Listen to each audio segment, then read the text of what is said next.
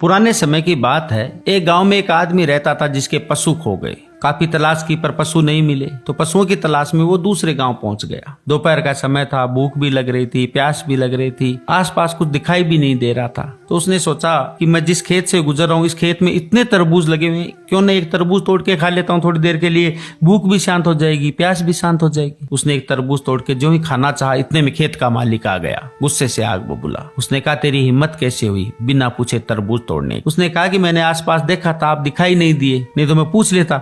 और वैसे भी तरबूज के लिए क्या पूछना था, खेत में इतने लगे हुए हैं, कभी हमारी तरफ आओ तो आप चार खा लेना। कि नहीं, मैं तुम्हारी तरह बेवकूफ और चोर नहीं हूँ कि लोगों के खेत में चोरी से तरबूज तोड़ के खाऊं। ऐसा कह के उसने तरबूज में मिट्टी डाल दी। वो कुछ नहीं बोला, चुपचाप चला गया। संयोग से जिसने तरबूज में मिट्टी डाली थी वो किसी काम से उसी के गांव पहुंच गया और रात को देर हो गई। अब उसने सोचा कि मैं रात को तो गांव जा नहीं पाऊंगा, क्यों न इसी गांव में किसी के यहाँ रात को रुक जाता हूँ। और संयोग से वो उसी आदमी के घर पहुंच गया और बोला कि श्रीमान जी, मेरे को रात को देर हो गई है, इस गांव में आया था मैं कोई काम से, अब मैं गांव तो जा नहीं पाऊंगा, अगर आपकी इजाजत हो तो मेरे को रात रुकने की जगह दे दीजिए, खाना देने की जरूरत नहीं है। वो आदमी उसको पहचान चुका था कि ये वही आदमी है जिसने मेरे तरबूज में मिट्टी डाली थी। उसने कहा, क्यों नहीं, मेहमान भगवान के समान होते हैं, आप जरूर आइए, हमारे घर रुकिए, रहने के लिए जगह भी देंगे और खाने के लिए खाना भी देंगे। वो बैठ गए, उसने खाना लगा दिया, दाल चावल। जो ही वो खाना खाने बैठे, उन्होंने कहा,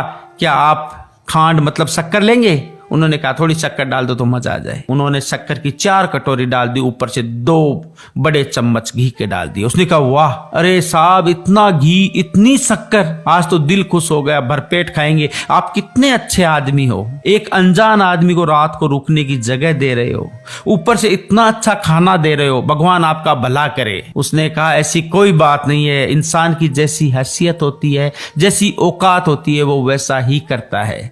आपकी औकात एक तरबूज में मिट्टी डालने की थी और मेरी औकात दाल चावल में घी और शक्कर डालने की है। आदमी समझ गया था कि ये वही आदमी है जिसके तरबूज में मैंने मिट्टी डाली थी। शर्म से आंखें झुक गई। दोस्तों, कहानी का मतलब बस इतना ही है कि कुएं से कुआं कभी नहीं मिलता, पर आदमी से आदमी कभी भी मिल सकता है। इसलिए व्यवहार जिंदा रखिए, प्रेम जिंदा रखिए। क्या मालूम कब कौन किसके काम आ जाए या फिर कब कौन काम आ जाए।